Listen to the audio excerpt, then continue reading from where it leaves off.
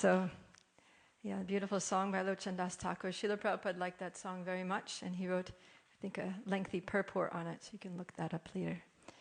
But Lochan Das Thakur was born in the year 1520. That was just 34 years after Lord Chaitanya appeared. And he was born in a village near Bardhaman, which a lot of us know because there's a train station there that you can travel to Mayapur from there. And he was born in a family of physicians.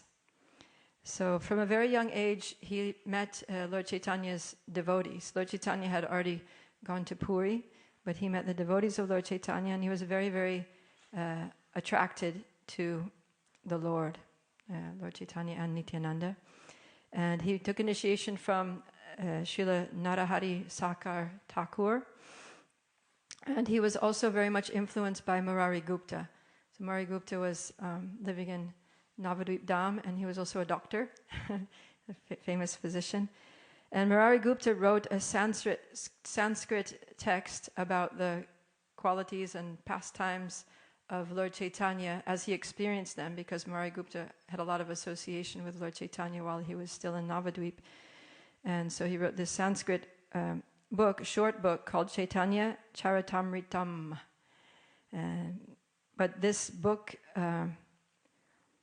it was lost, and somehow or other it was lost. But before that, Lochan Das Thakur, he associated a lot with Murari Gupta, and he had heard the book from him. Murari Gupta had basically narrated from the book to Murari Gupta, so he was familiar with the contents. So after, when this Chaitanya Charitamritam was lost, then Lochan Das Thakur kind of recounted it in his book, which was in Bengali, so that local people could understand it, and he called it Chaitanya Mangalam. So that's a short book that we have available for us. It's translated in English. And interestingly, Vrindavan Das Thakur, who's famous for writing Chaitanya Bhagavat, his book, Chaitanya Bhagavat, was first called Chaitanya Mangala. So I remember hearing that Lochan Das Thakur afterwards wrote another book called Chaitanya Mangala, and then Vrindavan Das Thakur changed the title of his to Chaitanya Bhagavat. So it didn't make sense to me that, a younger devotee would kind of force a senior devotee to rename his book because he wanted the title. So I was like, what is that? So I found out a little bit more about that. And what happened is that because Vrindavan Das Thakur is the incarnation of Veda Vyas, Srila Vyasadeva in Chaitanya Leela, and of course Vyasadeva wrote the Bhagavatam, and Bhagavatam is considered the Parama Praman. It's like the most authoritative scripture on the Lord. And so in order to give Vrindavan Das Thakur's book sufficient merit and glory and authenticity as the biography of Lord Chaitanya in his younger years, Srila Krishnadas Kaviraj suggested that it be called Chaitanya Bhagavat. So people would accept that this is the Bhagavat of Chaitanya, just like Vyas wrote the Bhagavat of Bhagavatam on Lord Krishna. So then Lochan Das Thakur took the other name, because now it was no longer being used, and it was a good name. It was kind of handed down in a sense. So then Lochan Das Thakur's book became known as Chaitanya Mangala. So Lochan Das Thakur wrote many songs. He particularly was fond of Lord Nityananda, I learned, and so a lot of his songs are glorifying Lord Nityananda. So with Lochan Das Thakur's blessings, we will attempt to glorify Lord Chaitanya by reading Chaitanya Charitamrita. Srila Lochan Das Thakur ki jai. Jaya Jaya Shri Chaitanya Jaya Nityananda. Jaya Dvaita Chandra Jaya Gaura Bhakta Vrinda. Jaya Jaya Shri Chaitanya Jaya Nityananda. Jaya Dvaita Chandra Jaya Gaura Bhakta Vrinda. Jaya Jaya Shri Chaitanya Jaya Nityananda. Jaya Dvaita Chandra Jaya Gaura Bhakta Vrinda.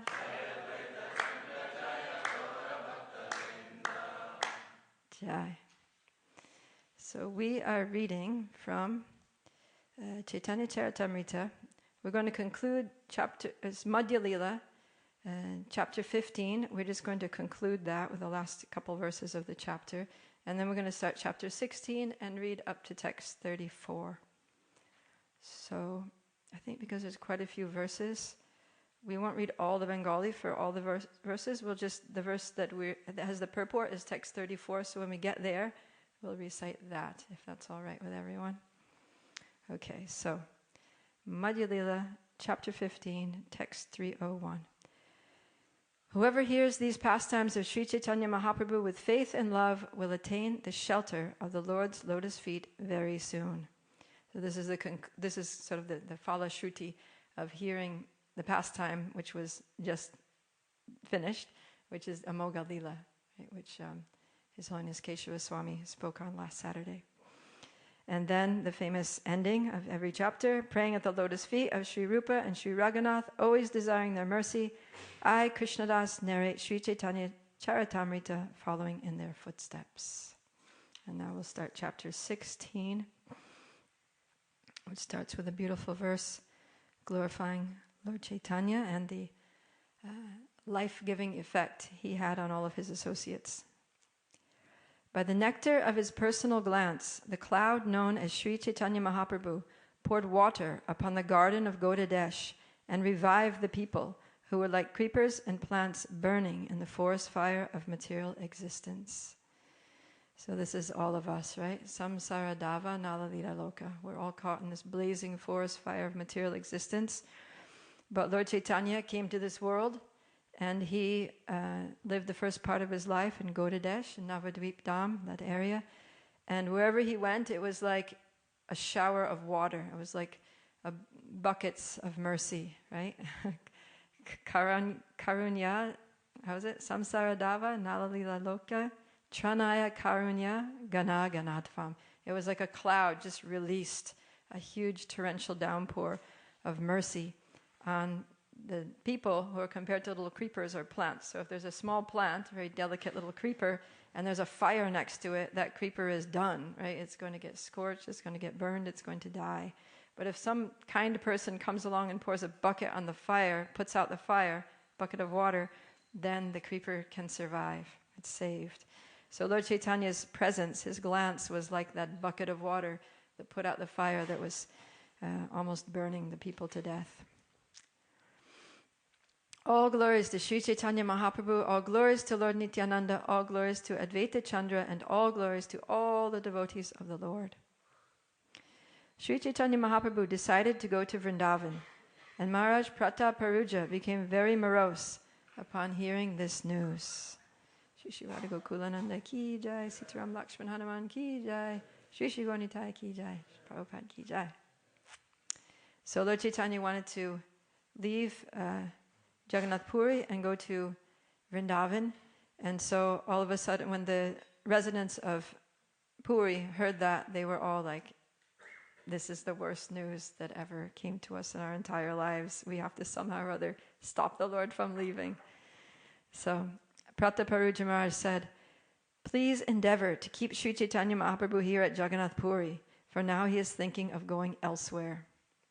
Without Sri Chaitanya Mahaprabhu, this kingdom is not pleasing to me.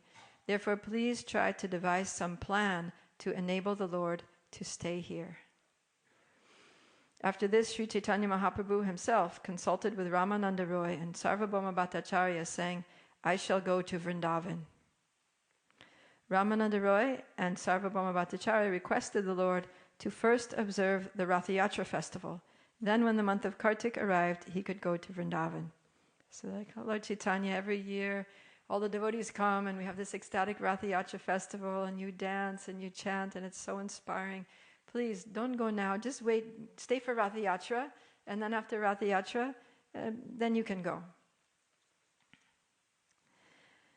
However, when the month of Kartik came, they both told the Lord, now it is very cold. It is better that you wait to see the Dola Yatra festival and then go. That will be very nice. So he stays for Ratha Yatra, he stays for Kartik, and then now they have another excuse, right? Stay a little longer, attend the Dola Yatra festival. In this way, they both presented many impediments, indirectly not granting the Lord permission to go to Vrindavan. They did this because they were afraid of separation from him.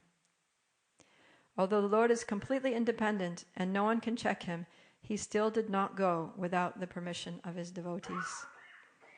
So somebody might think, what is this? What kind of devotees are these, right?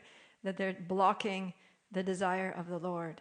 Because Rupa Goswami defines devotional service that anyabhilashita shunyam jnana karma dhyanavitam anukulyena krishnanu shilanam bhaktir uttama. That devotional service has to be without any personal concerns, any other desire except to fulfill the desire of the Lord, right? Serving Krishna favorably as Krishna desires.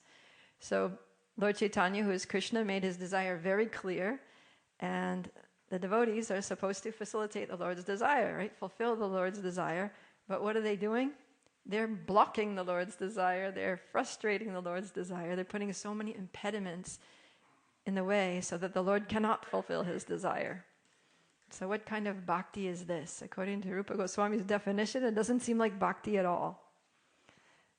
So this is a different level of bhakti, right? For those of us on the in the stage of sadhana bhakti, it's difficult to understand the bhakti of the prema bhaktas, of those who are on the level of pure love for the Lord.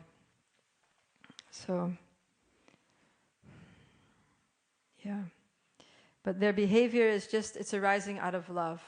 And love, there's a verse, Rupa Goswami wrote a verse in the Ujjvala Nilamani that's quoted in Chaitanya Charitamrita that says, where is that written here somewhere?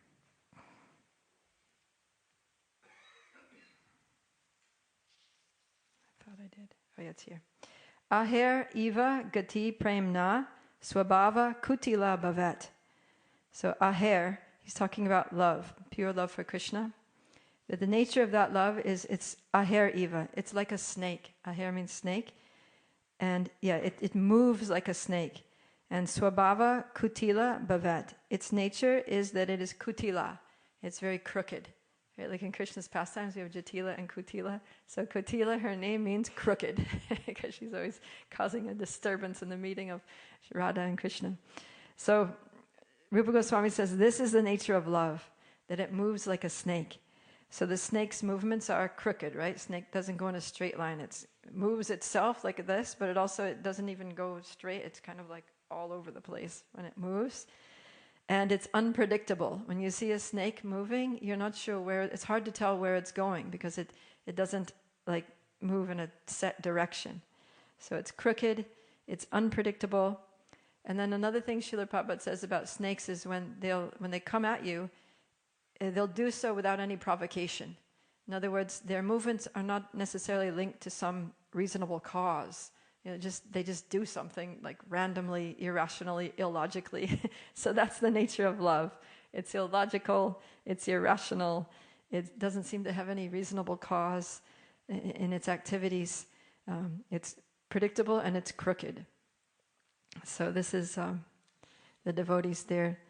See, they're being a little devious. They're being a little deceitful and tricky with Lord Chaitanya. So these are typical of the activities of pure love, is that they're crooked and unpredictable. So we have to understand these things properly. So, yeah.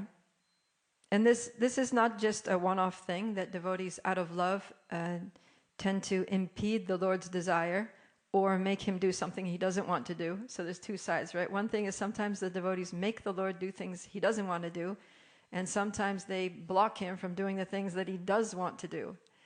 So what are some other examples of this in either Chaitanya Leela or Krishna Leela or Ram Leela that you can think of? Devotees frustrating the Lord's desires. Yeah, so Krishna just wanted to play, he wanted to feed butter to the monkeys, and Yashoda came along and she tied him up. You don't get much more impeding than that, right? She literally restrained him physically. Good. But that was due to love. That was only due to love, right? Anything else you can think of?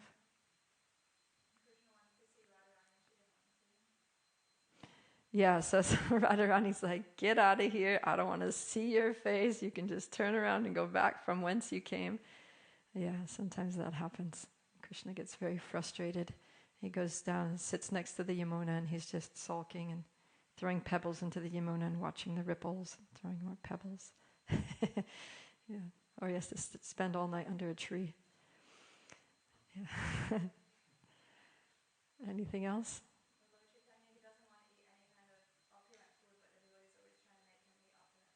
Yeah, he goes to someone's house and he's like, okay, but don't make me eat. I'm a sannyasi. You're always trying to break my regulative principles. And they're like, no, it's fine, Lord. We're only going to make you some boiled vegetables. He's like, okay, fine. Rice and boiled vegetables, that's good. And then they get there and they give him a huge mountain of prasadam that's like dripping in ghee and so many different things. And they make him eat it. One time they made him eat a whole room full of prasadam, right? That he had stored away, all the prasadam that Raghava Pandit would bring at Ratha Yatra time, and he would just store it and store it and store it. And one time the devotee said, we're cooking so much prasadam for you and offering with so much love, and you're just neglecting it. What is this? And then they were so upset about it, Lord Chaitanya said, all right, just bring on, I'm going to eat it all right now. And there was literally a room that was piled from floor to ceiling with prasadam, and he just ate it all in one sitting. So, yeah, he was forced by the love of his devotees. So this is the nature of the Lord. I think we talked about this in a class I gave before about how the Lord is not at all independent.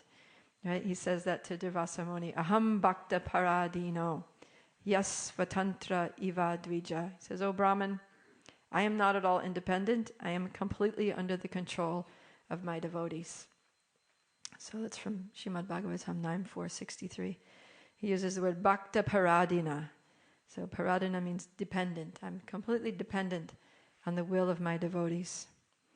And in the 10th canto of Bhagavatam, chapter 9, it says, Britya Vashyata, that I am controlled by my servants. Britya means servants.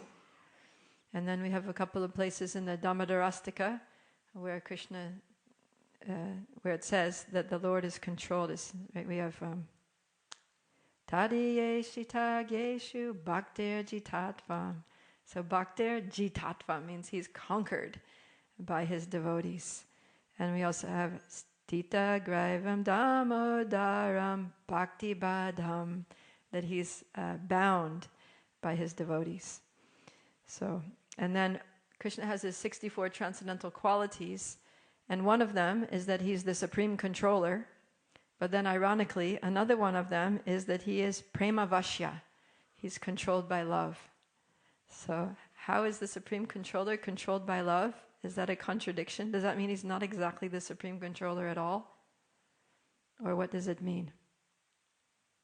He's the supreme controller, he's the supreme enjoyer, but he ends up being controlled by other people, seemingly for their enjoyment.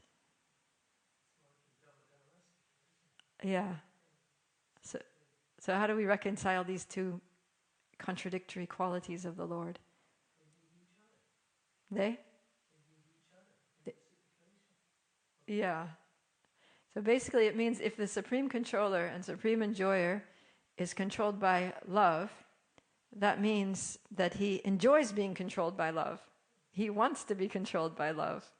So that's the nature of Krishna, that he actually enjoys these loving exchanges, right? Like we all do. And why do people enter into relationships where they have to take vows and make promises? You know, they become bound by that person. Why? Because it's a nice feeling to be controlled by love. And, you know, when you have children, it's like you have to do so many things. Your children make you do so many things. But you do it, but you love it, you know, because you like to be controlled by love, by the love of those who really love you. And devotee relationships. Otherwise, we couldn't have relationships. So this is the nature of the spiritual world, is that there's pure love, there are pure loving relationships and loving exchanges. And that's actually the ultimate source of happiness. And because the Lord is the supreme enjoyer, he knows how to enjoy happiness, and he enjoys being controlled by the love of his devotees. So let's read on a little further here. Text 12. Then, for the third year, all the devotees of Bengal wanted to return again to Jagannath Puri. So they forced him to stay for Rath Yatra, and now all the devotees from Navadvip are coming again, as usual, for Rath Yatra. All the Bengali devotees gathered around Advaita Acharya, and in great jubilation, the Acharya departed for Jagannath Puri to see Sri Chaitanya Mahaprabhu. Although the Lord told Nityananda Prabhu to stay in Bengal and spread ecstatic love of God, Nityananda left to go see Chaitanya Mahaprabhu. Who can understand Nityananda Prabhu's ecstatic love? So here's another example, right? Lord Nityananda got a direct order from Lord Chaitanya, don't come to Jagannath Puri. I want you to stay in Navadvip and preach. There's a lot of work to do. We have to spread Krishna consciousness. In Navadvip, no one would listen to me because, they know me as Nimai Pandit, and no one listens to you in the place where you grow up anyway. So I had to travel around South India to spread the holy names. But you can do it. You go back, go with Haridas Thakur, go door to door, tell everyone very humbly, ask them to chant Hare Krishna. And I need you to really just focus on that. And don't keep coming back and forth to Puri just for your own pleasure. But Lord Nityananda, he was like, forget it. All the devotees are going to see Lord Chaitanya. I'm going too. I don't care what he says. So this is also a symptom of love. That, this activities of love. So Rupa Goswami in Bhakti Rasamrita Sindhu, he talks about how bhakti has two forms. There's bhava rupa and cheshta rupa. So bhava rupa means the internal, the emotional feeling of love, right? The bhav that's within the heart. And then cheshta rupa means the external activities that arise from that love. So in the Bengali for this verse, text 15, Krishnadas Kaviraj uses this, he says, Nityanandera prema cheshta ke pare bhujite. He says, who can understand Nityananda Prabhu's ecstatic love, or the cheshta, the activities, the external activities that arise from his ecstatic love?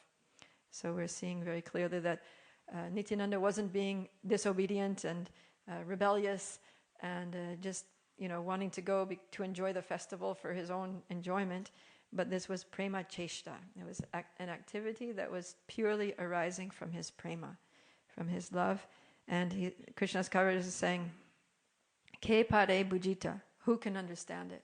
We cannot understand the love of Lord Nityananda for Lord Chaitanya that defies all scriptural injunctions, right? Because we hear so much about how the order of the Lord, the order of the Guru, one should take it as one's life and soul. One should not think of anything else, even in dreams. It's the secret of success in spiritual life.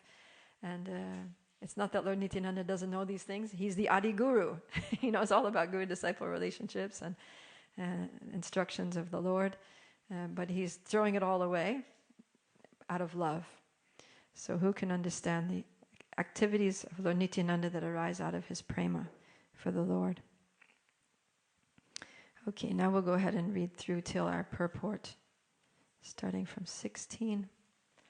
All the devotees of Navadvip departed, including Acharya Ratna, Vidyanidhi, Srivas, Ramai, Vasudev, Marari, Govinda, and his two brothers, and Raghava Pandit, who took the bags of assorted foods. The inhabitants of Kulinagram, carrying silken ropes, also departed. Narahari and Sri Raghunandana, who were from the village of Kanda, and many other devotees also departed. Who can count them? Shivananda Sain, who was in charge of the party, made arrangements to clear the tax collecting centers. He took care of all the devotees and happily traveled with them. Shivananda Sain took care of all the necessities the devotees required. In particular, he made arrangements for residential quarters, and he knew the roads of Orissa. That year, all the devotees' wives, the Thakuranis, also went to see Sri Chaitanya Mahaprabhu. Sita Devi, the mother of Achyutananda, went with Advaita Acharya. Srivas Pandit also took his wife Malini, and the wife of Shivananda Sain also went with her husband. Chaitanya Das, the son of Shivananda Sain, also jubilantly accompanied them as they went to see the Lord. The wife of Chandrasekhar, Acharya Ratna, also went. I cannot describe the greatness of Chandrasekhar's love for the Lord. So they're going, the husbands, the wives, the children. So these are exemplary grihastas. Most of the devotees of Lord Chaitanya were actually married, and they worshiped the Lord and performed Sankirtan and did their performed devotional service along with all their family members. And they set the example for most of us, right? Most devotees will get married at some point. And so we have all these examples of Chaitanya Mahaprabhu's followers glorifying the power of bhakti, because out of all the other spiritual processes, karma and jnana and yoga, bhakti is so powerful that one doesn't need to practice complete celibacy. One doesn't need to, live in a cave somewhere or stay only in an ashram, but anyone can practice it in any ashram, even married people who have their careers and who have their wives and are raising children. Bhakti is so powerful that they can achieve, anyone in any ashram can achieve the supreme goal of life, go back to home, back to Godhead, by devotional service. So we see all these examples in the Chaitanya Charitamrita. To offer Sri Chaitanya Mahaprabhu various types of food, all the wives of the great devotees brought from home various dishes that pleased Chaitanya Mahaprabhu. As stated, Shivananda Sain made all arrangements for the party's necessities. In particular, he pacified the men in charge of levying taxes and found resting places for everyone. Shivananda Sain also supplied food to all the devotees and took care of them along the way. In this way, feeling great happiness, he went to see Sri Chaitanya Mahaprabhu at Jagannath Puri. I'm just now, a few days ago, I came back from India where I was leading a yatra with a small group, just 10 devotees from the US, and there were a couple from Europe, 2 girls that actually were at the manor, Esther and Ansali. They both joined our yatra. And I have a brahmachari who was helping me with the logistics. So he was the Shivananda Sain of the group. They were calling him Shivananda Sain because he was arranging the accommodations and the transportation and the money and things like that. And then I was doing all the classes and the kata and things like that. So it was a good combination. So it just reminded me of that Shivananda Sain. Okay. When they arrived at Ramuna, they went to see Lord Gopinath. In the temple there, Advaita Acharya danced and chanted. All the priests of the temple had been previously acquainted with Sri Nityananda Prabhu. Therefore, they all came to offer great respects to the Lord. That night, all the great devotees remained in the temple, and the priests brought 12 pots of condensed milk, which they placed before Lord Nityananda Prabhu. When the condensed milk was placed before Nityananda Prabhu, he distributed the prasadam to everyone, and thus everyone's transcendental bliss increased. They then all discussed the story of Sri Madhavendra Puri's installation of the Gopal deity, and they discussed how Gopal begged sandalwood from him. It was Gopinath who stole condensed milk for the sake of Madhavendra Puri. This incident had been previously related by Sri Chaitanya Mahaprabhu himself. So now that brings us to text 34. So now we will finally do the verse, the Bengali. Se kata sabara madhye kahe Nityananda.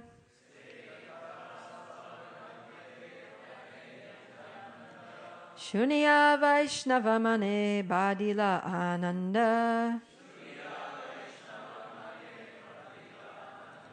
Se kata sabara madhye kahe Nityananda. Shunya Vaishnava mane badila ananda. Please chant.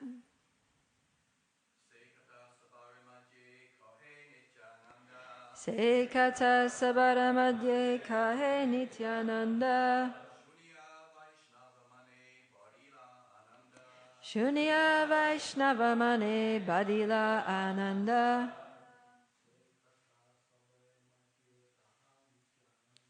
Se kata sabara madhye kahe Nityananda.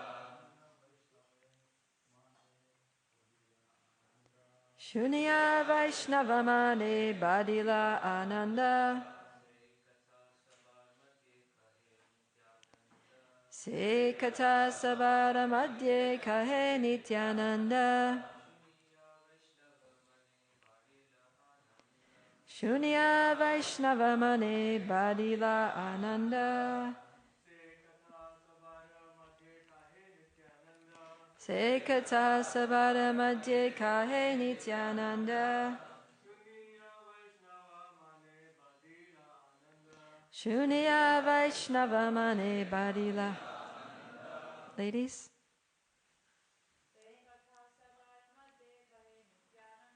Sekata Sabada Madhye Kahe Nityananda Shuniya Vaishnava Mane Badila Ananda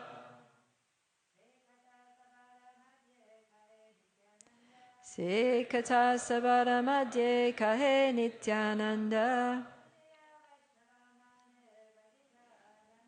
Shuniya Vaishnava Mane Badila Ananda. Okay, let's do the word for word. Thank you. Sekata, that incident. Sabada Madhye, among all of them. Kahe, relates. Nityananda, Lord Nityananda Prabhu. Shuniya, hearing. Vaishnavamane, in the minds of all the Vaishnavas. Badila, increased. Ananda, the transcendental bliss. Translation and purport by His Divine Grace A.C. Bhaktivedanta Swami Srila Prabhupada Ki Jai. This same narration was again related by Lord Nityananda to all the devotees, and their transcendental bliss increased as they heard the story again. Purport. The words Mahaprabhur Mukhe from the mouth of Sri Chaitanya Mahaprabhu are significant because Sri Chaitanya Mahaprabhu first heard the story of Madhavendra Puri from his spiritual master Sripad Ishvara Puri. See Madhya Lila chapter 4 verse 18. After staying at Sri Advaita's house in Shantipur for some time, the Lord narrated the story of Madhavendra Puri to Nityananda Prabhu, Jagadananda Prabhu, Damodar Pandit, and Mukunda Das. When they went to Ramuna, to the temple of Gopinath, he described Madhavendra Puri's installation of the Gopal deity, as well as Gopinath stealing condensed milk. Due to this incident, Lord Gopinath became well known as Kira Chora, the thief who stole condensed milk. Srila Prabhupada Ki Jai. Om Jnanatimirandasya Gyananjana Shalakaya Chakchurum Militanyena Tasmai Shri Gurave Namaha Shri Chaitanya Manobishtam Stapitam Yena Bhutale Swayam Rupa Kadamayam Dadati Swapadantikam Vandeham Shri Guru Shri Yuta Padakamalam Shri Gurum Vaishnavam Cha Shri Rupam Sagrajatam Sahagana Raghunatam Vitam Tam Sajivam Sadvetam Savadutam Parijana Sahitam Krishna Chaitanya Devam Shri Radha Krishna Padan Sahagana Lalita Shri Vishakam Vitamscha Hey Krishna Karuna Sindhu Dina Bandhu Jagatpate Gopesha Gopika Kanta Radha Kanta Namostute Tapta Kanchana Gorangi Radhe Vrindavaneshwari Vrishabhanu Sute Devi Pranamami Hari Priye Vanchakalpa Tarubhyascha Kripa Sindhubhya Evacha Patitanam Pavanebhyo Vaishnavebhyo Namo Namaha Shri Krishna Chaitanya Prabhu Nityananda Shri Advaita Gadadhara Shivasadi Gaura Bhakta Vrinda Hare Krishna Krishna Krishna Hare Hare Hare Rama Rama Rama Hare Hare. Jai. So this is coincidentally or not coincidentally, this is another example of how the Lord is controlled by the love of His devotees.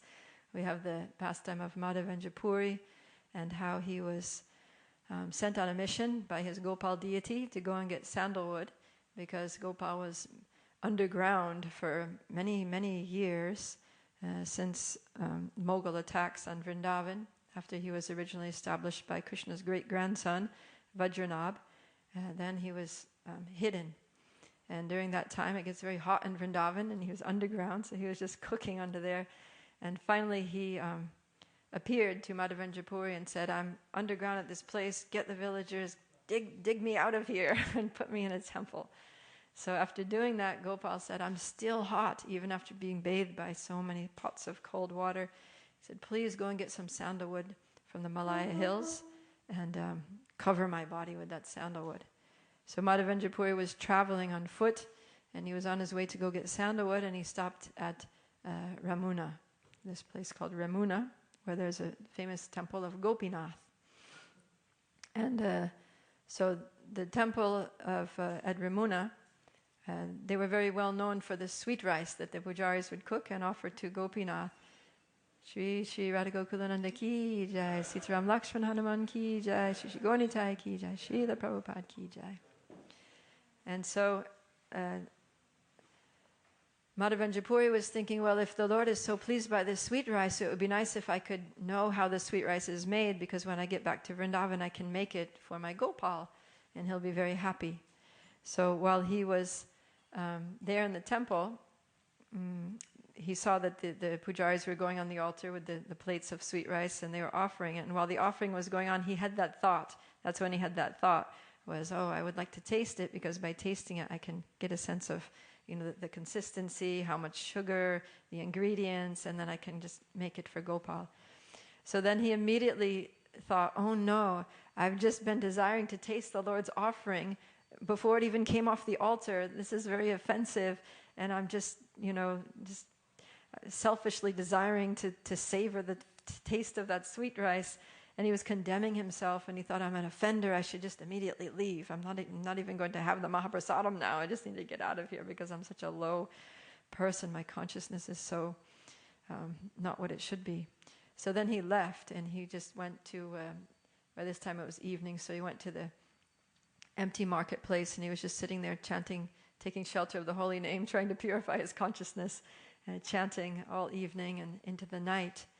And what happened was that the pujari, that night he had a dream in which Gopinath came to him and said that there was one devotee that came today, and he wanted to taste some of the sweet rice, but he left before he got a chance to take it, and I saved a pot of it for him. Every day they would offer 12 clay pots.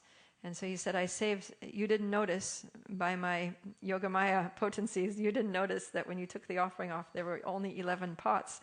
The 12th pot I hid behind the cloth curtain. So please go find it there and deliver it to Madhavendra Puri, who's in the marketplace chanting japa right now. So the pujari immediately, was like the middle of the night, but he got up, he took his bath, put on his clean clothes, went to the altar, and then he went looking behind the curtain of the altar, and lo and behold, there it was. There was a pot of sweet rice.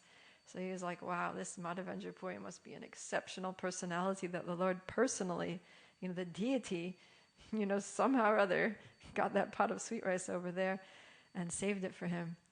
So then he went into and he didn't notice who the visitor was, so he didn't know who he was looking for. But the Lord told him his name, so he went to the marketplace, and he's got this pot of sweet rice, and he's just yelling, Madhavendra Puri, Madhavendra Puri, Madhavendra Puri, I have something for you. You're the most fortunate person in the universe, Madhavendra Puri. So he's very ecstatic, calling out the name. And then Madhavendra Puri, he's like, Hare Krishna, Krishna, I'm such a fallen soul, I'm so unfortunate, I'm such a wretch. What am I going to do with myself? Hare Krishna, Hare Krishna. And then somebody's calling me in the middle of the night. What is going on? And so the pujari comes, and he's like paying his obeisance at his lotus feet and giving him the pot of, Gopinath saved this for you. He came to me in my dream. He told me that you wanted to taste it, and he wanted you to taste it. And and Madhavendra Puri was just like totally like overwhelmed. Can you imagine? The deity knew your heart, because after all, his desire wasn't a materialistic desire. He wasn't desiring to enjoy the sweet rice.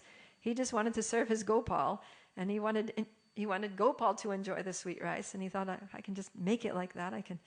So the Lord understood his heart, and Madhavendra Puri, he savored that sweet rice, and he felt so blessed by the Lord that he even kept the clay pot wrapped in his cloth, and every day he would take out a little piece of that clay pot and eat the clay pot as well, thinking that the Lord touched this pot with his lotus hands and saved it personally for me. So it's mentioned that Lord Chaitanya heard this pastime from his Param Guru, about his Param Guru from his Guru. So Ishvara Puri told Lord Chaitanya this pastime about Ishvara Puri's own Guru. So it's kind of like how you might hear about a pastime of Srila Prabhupada from a Prabhupada disciple. Right? It's like that. We hear Prabhupada stories from Prabhupada. So Prabhupada is our Param Guru. And so Lord Chaitanya got to hear about his Param Guru from his Guru, who personally heard about it from him.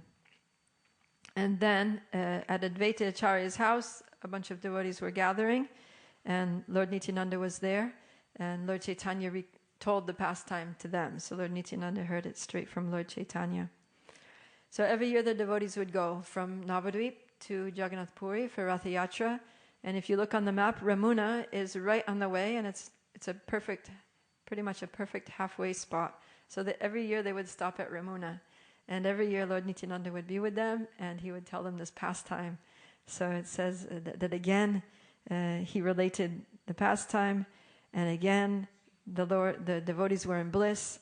In fact, every time they would hear it, they would become more and more blissful. So this is the nature of Krishna's pastimes and the devotees' pastimes, is that, we read Krishna book, it's all the same stories. We read Bhagavatam, it's all the same pastimes. We hear, Srila Prabhupada's pastimes. You read Prabhupada Lilamrita, it's all the same pastimes. It's not like the new ones are coming out every year. It's the same ones again and again. After you've been a devotee for a while, you've heard them all. But at the same time, it's new every time, right? And the happiness you get from hearing it increases every time, and the depth with which it touches your heart also increases every time. So this is what was happening when the devotees were hearing this pastime again from Lord Nityananda.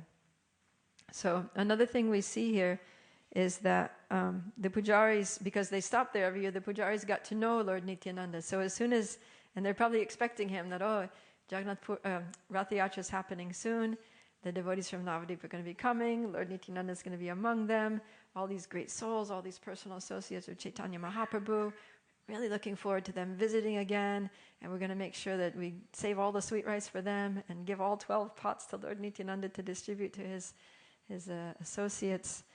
So like that, when we visit holy places again and again, then the local devotees get to know us.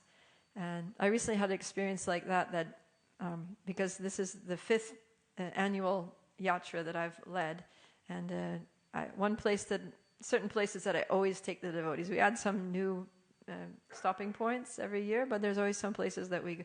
So for example, we're always going to go to Radhakund, right? If we're going to Vrindavan, we're going to have to go to Radhakund. You can't not go to Radhakund.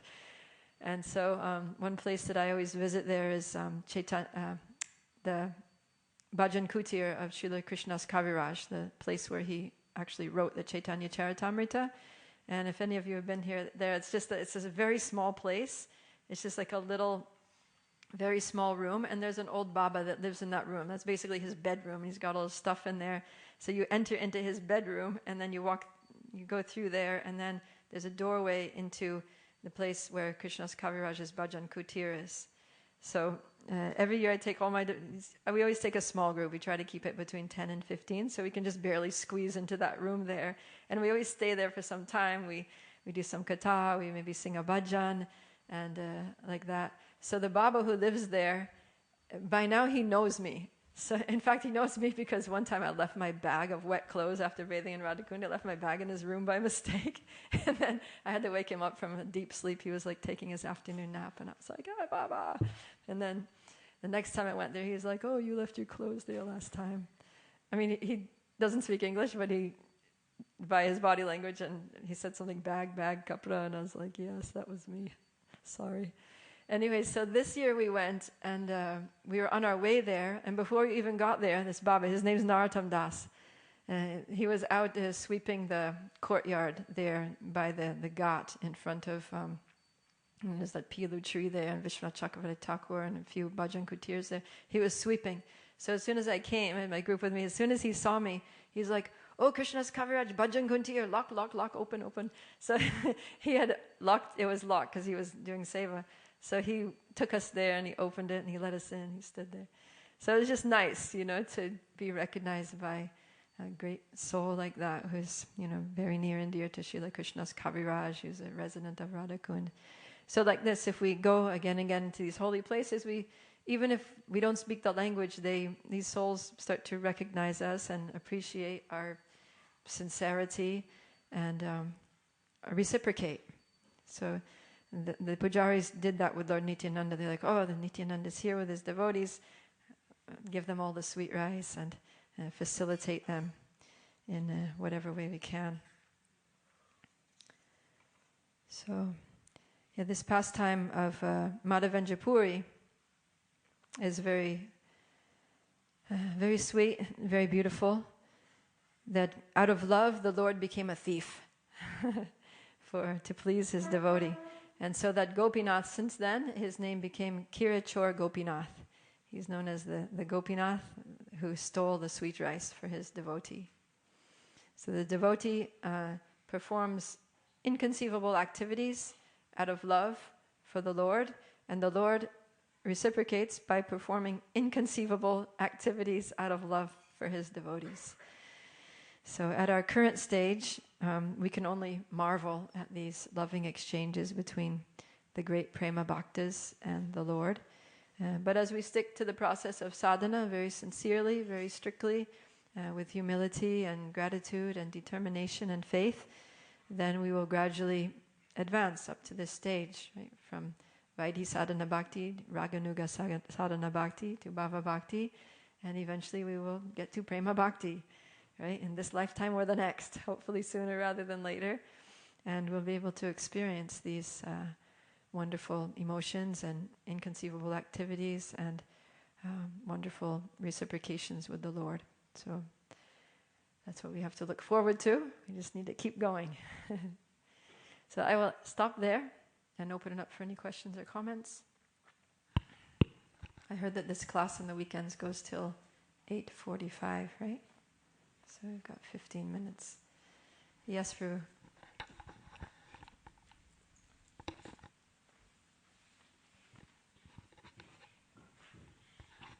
Hare Krishna. We see how exalted Madhavendra Puri was. He's incarnation of Vayu and greatest devotees always. But sometimes we see that in Vaishnava, within Vaishnava groups, he's kind of like a blemished, or I can't say criticized, but minimized maybe due to their orientation on jnana, vairagya, and there is some karma mishra bhakti there, and because they're missing radha bhava aspects. And even Prabhupada mentioned that it is not something we follow, something like they're very much oriented on knowledge, jnana, and entire teaching of Madhavendra Puri. So we see how exalted he is actually. Even Gopal stole for him. So we can comment on that. How is that? In which reason is like some Vaishnava sect kind of minimize him and. Yeah, I mean, anyone who thinks that Madhavendra Puri is just a jnani or a vairagyi doesn't know Madhavendra Puri. Right? Madhavendra Puri is like the great grandfather of Gaudiya Vaishnavism. So it was no coincidence that Lord Chaitanya took initiation in his line. And we can see that, he went to Vrindavan on pilgrimage, and he was sitting there at the foot of Govardhan Hill by Govinda Kund, right? That place is there. There's a beautiful tree there, and there's a very ancient tree that he was sitting under on the banks of Govinda Kund, just at the foot of Govardhan. And he was fasting, and he was just meditating on Krishna Lila, and Krishna came to him, right? I mean, how more rasika do you get than that? That the Supreme Personality of Godhead literally takes a form, little boy, and comes there and says, "Oh, Baba, I heard that you're fasting. My mother sent me here with this pot of milk for you. And in our village, no one fasts. You please drink, and I'll come back later with the pot." So then Madhavendra Puri, he was very overwhelmed with love somehow for this boy who he didn't know who he was. But he thought, well, this was so sweet and so kind, and I need to accept. So he drank the milk and continued with his chanting. And then, that night he had a dream in which that boy that gave him the milk, the boy never came back to get the pot. He kept waiting. When is that boy coming back to get the pot? And he didn't come back. He was disappointed. He was hoping to see him again. But he saw him that night in his dream. The same boy came and said that, "I came to you with the milk today. Actually, I need your help, because I'm not just a little village boy. I am Gopal." It was Krishna. I'm the Lord myself that came, and I need you to excavate me from the ground. So, he established the Gopal temple there, and the worship of Krishna. And he was a totally surrendered soul. He was just willing to do anything and everything for the pleasure of the Lord. And later, actually, he went and he got that sandalwood, and he got it was heavy. He was carrying all this sandalwood on his head and walking for miles and miles and miles. And then finally he got back to Ramuna, and he got to the Gopinath temple, and Gopal deity again came to him in his dream and said, "My dear servant, my dear devotee Madhavendra Puri, you've been struggling. This is physically exhausting work of carrying this heavy wood on your head over rough terrain, on foot, and he was also getting trouble with these tax collectors that, you have those valuable sandalwood, you pay up, and he had to deal with them. And so when he got to Ramuna, Gopal said, "You know what? Me and Gopinath are the same. There's only one Krishna, and Gopinath we're the same person. So you just grind up that sandalwood and smear it on the body of Gopinath, and I'll be cooled by that." So that's what he did. So we can see, from these pastimes that Madhavendra Puri had a very, very intimate relationship, very personal, sweet relationship with Krishna, not like Gyanis do, right? And also, like the way we use the word Gyan in Gaudiya Vaishnavism, when we say someone is a Gyani, it usually means, that Gyan which is leading towards impersonal understanding of the Lord. So it's definitely not that. And when we say someone's a Vairagyi, of course, there's renunciation in Gaudiya Vaishnavism, right? Lord Chaitanya taught Vairagya Vidhi, Nija Bhakti Yogam, but the emphasis is not on Vairagya. Our emphasis is on Yukta Vairagya. So usually when we call someone a Vairagyi, it means that they're just, renouncing, they're just giving, they're literally a Tyagi, they give up everything, they're not doing Yukta Vairagya, they're just doing straight up Vairagya. So Madhavendra Puri was not that. He built the temple, he was using things in the service of the Lord, he was wanting to make sweet rice, he was getting sandalwood, he was like very actively engaging the things of this world in the service of the Lord. Not for his sense gratification, but only in service.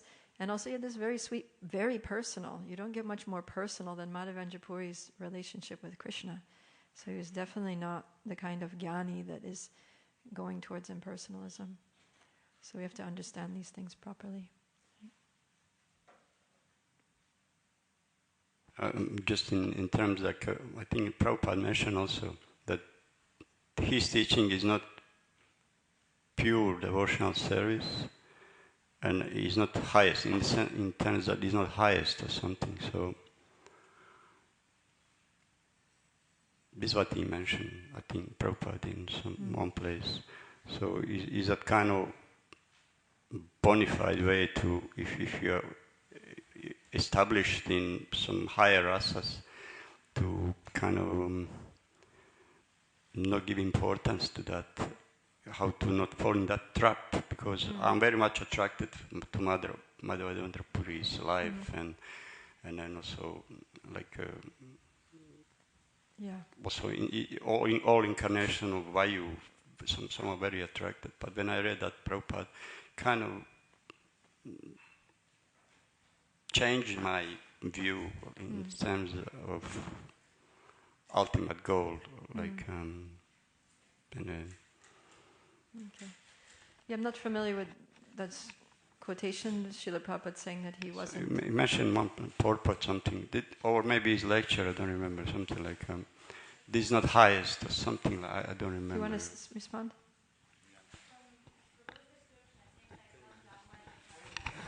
Please pass the... From Prabhu's description, it seems that he's talking more about Madhvacharya than Madhavendra Puri. Like you said, incarnation of Vayu, that would be Madhvacharya. Are you talking about Madhvacharya? Okay, so totally different devotee. That's why what you were saying it just wasn't correlating with what I know about Madhavendra Puri. Scratch that.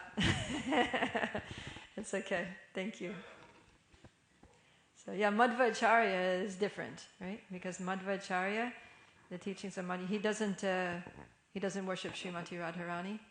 So his teachings are actually very different from Gaudiya Vaishnava teachings. So Lord Chaitanya, although Lord Chaitanya took initiation in the Brahma Madhva Gaudiya Sampradaya, he very much changed the teachings of the Sampradaya. Yeah. Yes, Subhadra. So in the beginning you were saying how the Lord is not independent from his devotees. He's dependent on his devotees. Mm-hmm.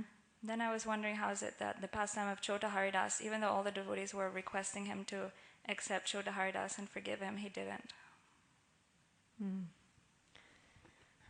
Yeah, there are some examples like that too. The Lord has his purposes, right? So there's different reasons why the Lord acts in certain ways. Sometimes it's that he's responding to the love of his devotees, and sometimes he really is teaching, right? He's in a teaching mode, right? So it just depends on what his purpose is, what lesson he's trying to teach. So in the case of Chota Haridas, he's very much in teaching mode, right? I want to teach people, anybody who is in the renounced order, they shouldn't be associating with women. So, yeah, that was his lesson. And Lord Chaitanya was very strict about that. So Chota Haridas, the way it's described is that he had taken sannyas, and he had gone and Lord Chaitanya had asked him to go and get some rice. So he was begging rice, and apparently there was a woman who was an attractive woman, and Chota Haridas had some lustful feelings towards this woman whom he was begging rice from, and Lord Chaitanya understood his mind, because he's also the Paramatma. He understood what was in Chota Haridas's heart in that exchange, that he wasn't just begging rice, but there were also some sparks flying there. And he said, this is not appropriate for sannyas.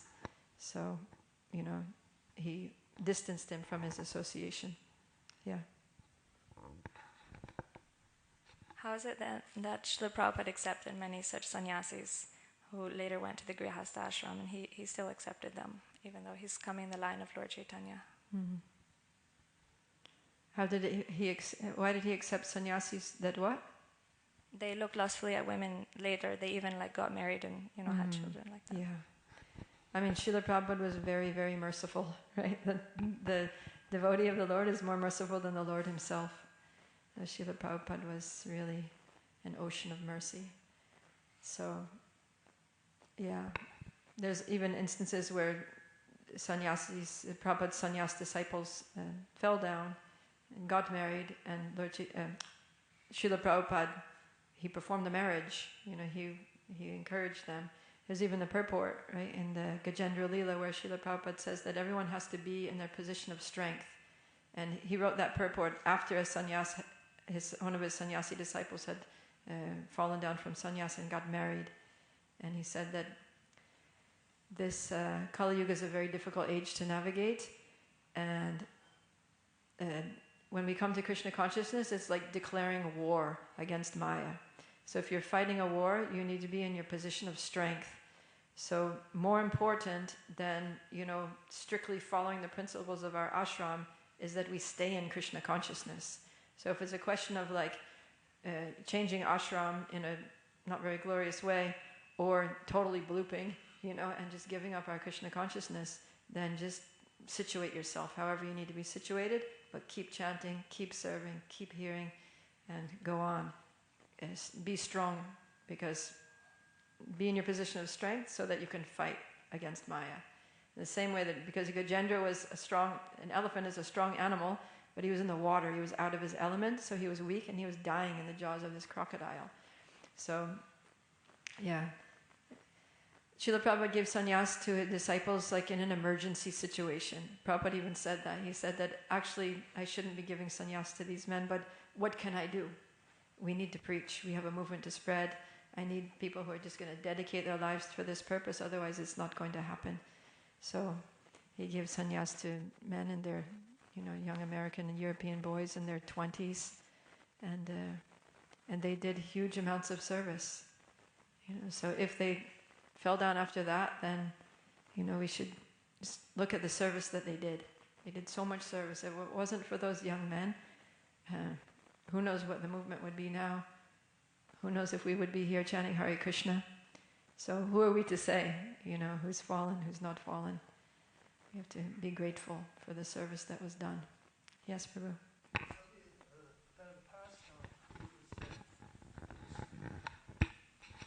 A pastime that Gaura Govinda Swami related to Madhavacharya. Mm-hmm. He had an oxen that pulled the cart, and and every time Madhavacharya spoke, the cow or the oxen would stop chewing as though he was hearing. And all his disciples were saying, who's going to write your tika, explanations? And he pointed to the oxen, who came back as Jayatirtha, who wrote the Tirtha. And that's a nice pastime too. That's cool. He's thinking the oxen listens to me better than you guys. Yeah. He said while he was chewing it in his mind. Ah, very nice. Thank you. So you never know who's who, right? Okay. Any last comments or questions? Okay, so we'll end here. Thank you very much for attending, for your kind attention and contributions. Shri Chaitanya Charitamrita ki jai, Srila Krishna's Kaviraj Goswami ki jai, Sri Madhavendra Puri ki jai, Srila Prabhupada ki jai, Gaura Premanandi.